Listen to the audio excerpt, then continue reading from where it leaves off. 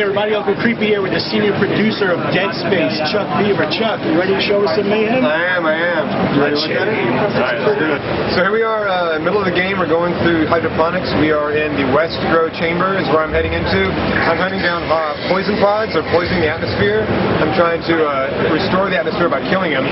See, it's alive in here, but it's pretty nasty. So I'm going to be on the hunt now. It's like Newark. Exactly. He's from Jersey. I could rib him. Yeah, it's okay. Here come some people. I'm going to be a pro.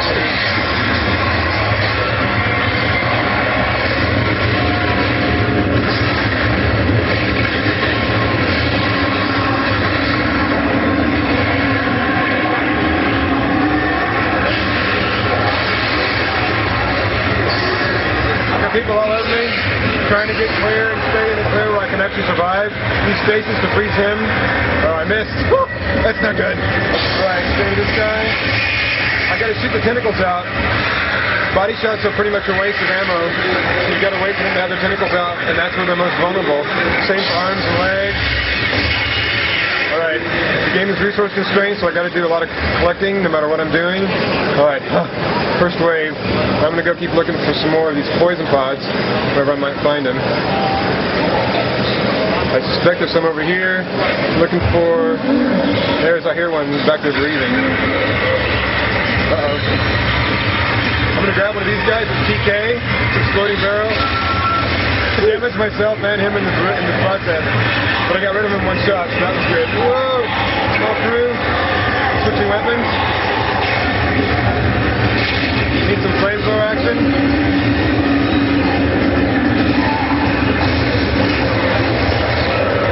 We're getting it clear. I'm kind of getting crammed up here. Health's getting low. Recharge on health. Freeze him for a second. Burn him. Shoot a napalm bomb at him. Burn him some more. Alright, so far so good. Space is just not wearing off on that guy. He's still probably going to come at me though. Uh-oh, there's a guy behind me. I'm going to get some clearance again. Alright. That weapon's out. Got to switch. That weapon's out. That weapon's reloading. I'm going to get eaten if I'm not careful. Okay, I got to reload. Going for the arms. So hold still. Alright, make sure he's dead. Yeah! Make sure he's dead. Alright, everyone's dead. Head stop. Let's go off and grab some ammo. Make sure I'm loaded up.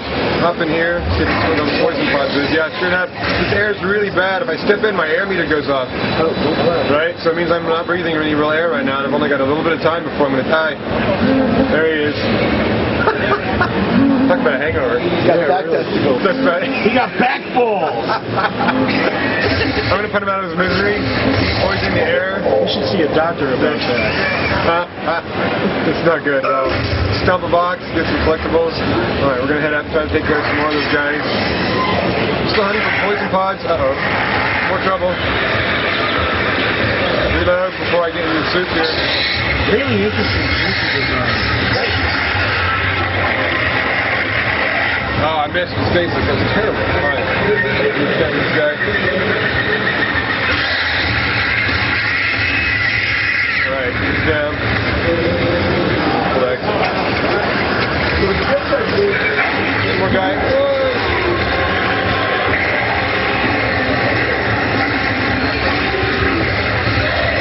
This is a black slasher. He's much harder to hit than the rest of them. Oh, I'm down! Man down! Glenn Schofield, our executive producer, like 3 years ago, was like, I want to make a gory, sci-fi, horror game. And we're like, okay, we'll do that. And we started out with that idea, and strange enough, it's like 3 years later, it's exactly what we ended up with. So, creature design, very intricate. Tell us about the process of creating them. Well, you know, this is probably like the 3rd or the 4th iteration on the actual design, like the way it looks and the whole art direction of it. We started out with this sort of just like a bunch of organs that looked like it had been, stuck on some guy, just been turned turned inside out, and that's not really scary as much as we thought it would be. So we kind of kept evolving, and eventually we came up with the design you're seeing, which is like more human features, kind of detailed, and it looks like you can see what it used to be. You know what I mean? Because these are the reanimated flesh of the dead crew. And so all of the necromorphs have all got that really gross, like, I recognize that. That's like a bone. That's like a baby's face, you know? So it's gross on purpose.